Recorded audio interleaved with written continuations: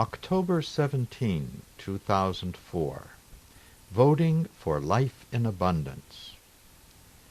The right to regularly select a government is perhaps the greatest power given to a mass of people. This right allows that people the opportunity to show in a clear and decisive way how they believe society should be directed. They may choose a person to lead based on a platform he or she presents during the campaign.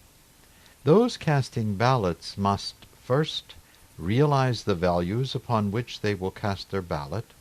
Second, weigh how the alternative strategies, none of which is perfect, will meet that end.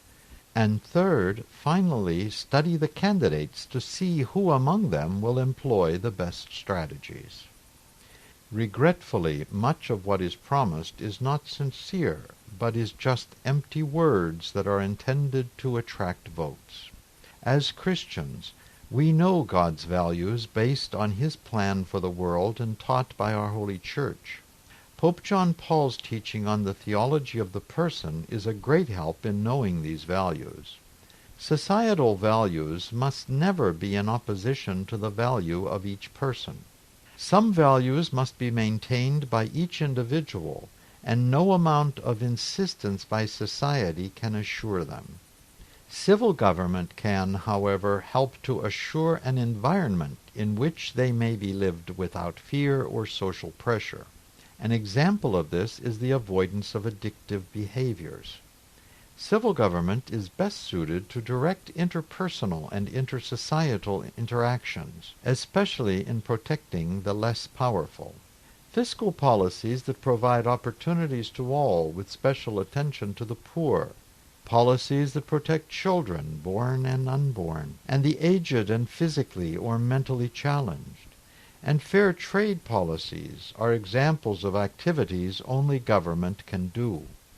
Jesus taught us that God's intention for us is that we have life in abundance. Let this be the foundation for our voting decisions. Let's build on that foundation by examining the world around us to realize its needs. With that in mind, let's listen carefully to the plan of each candidate and question his or her ability and integrity to address the nation's, indeed the world's, needs. Let's ask the question, is this candidate willing and able to cooperate with God's plan? The dual calling of faith and citizenship is at the heart of what it means to be a Catholic in the United States at this time. We urge Catholics to register, vote, and become more involved in public life, to protect human life and dignity, and to advance the common good.